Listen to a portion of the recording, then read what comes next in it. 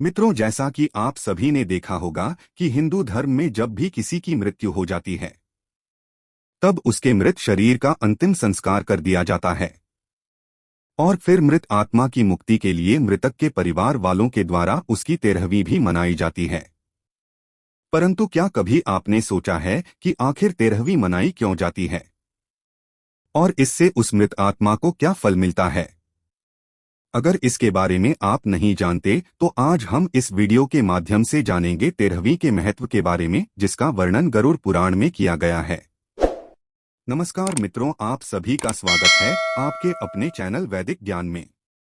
गरुड़ पुराण में बताया गया है कि जब भी किसी की मृत्यु हो जाती है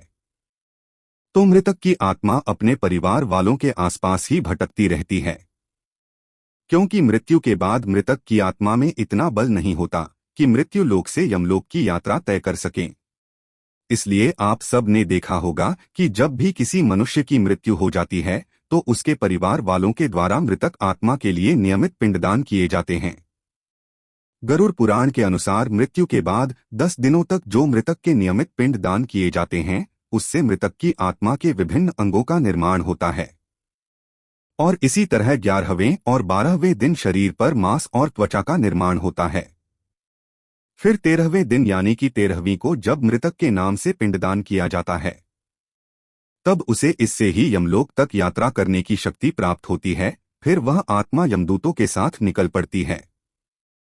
गरुड़ पुराण की माने तो मृत्युलोक से यमलोक तक जाने में मृत आत्मा को 1 साल अर्थात 12 महीने का समय लगता है।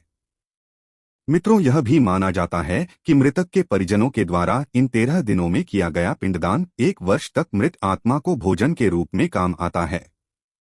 इतना ही नहीं, गरुड़ पुराण में यह भी बताया गया है कि जिस मृतक की आत्मा के नाम से पिंडदान नहीं किया जाता है उसे 13वीं के दिन यमदूत घसीटते हुए यमलोक की ओर ले जाते हैं और ऐसी आत्मा को यमलोक में बड़ा ही कष्ट पहुंचता है। भूखी आत्मा को जब यमदूतों द्वारा घसीटा जाता है तब उसके शरीर के कई अंग छिल जाते हैं और इस बीच भी मृतक के परिवार वालों के द्वारा नियमित पिंडदान या फिर अन्नदान नहीं किया जाता तो उसे पूरे रास्ते में इस तरह के कष्ट सहने पड़ते हैं। परंतु यदि साल भर के अंदर मृत व्यक्ति की आत्मा के नाम से पिंडदान या फिर अन्नदान कर देता है तो फिर उसे यमदूत घसीटना बंद कर देते हैं, क्योंकि पिंडदान से आत्मा में बल आ जाता है और मैं अपने पाव पर यात्रा करना आरंभ कर देते हैं।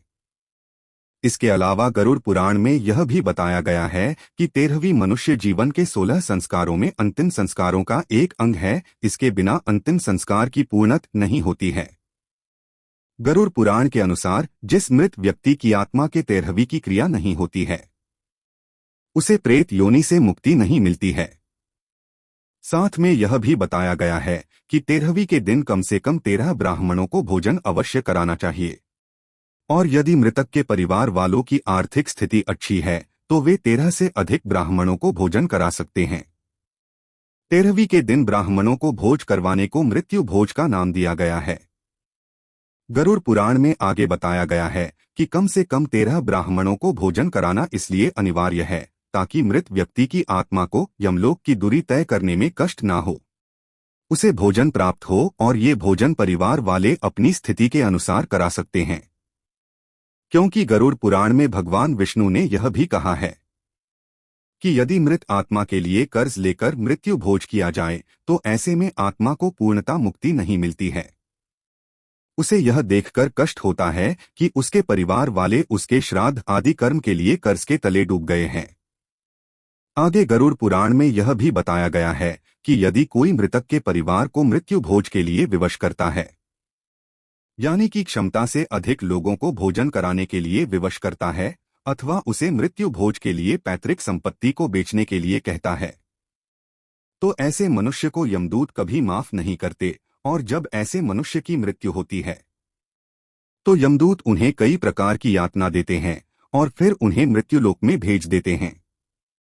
इन सब के अलावा 13वीं के बारे में आगे गरुड़ पुराण में बताया गया है कि मृत आत्मा के 13वीं होने के बाद परिवार के लोग भी मृतक के लिए शोक करना छोड़ देते हैं, जिसकी वजह से वे लोग शोक मुक्त हो जाते हैं और फिर अपने धर्म कर्म में लग जाते हैं, जिससे जीवन की गति आगे बढ़ने लगती है। वीडियो को पूरा देखने के लिए आपका धन्यवाद।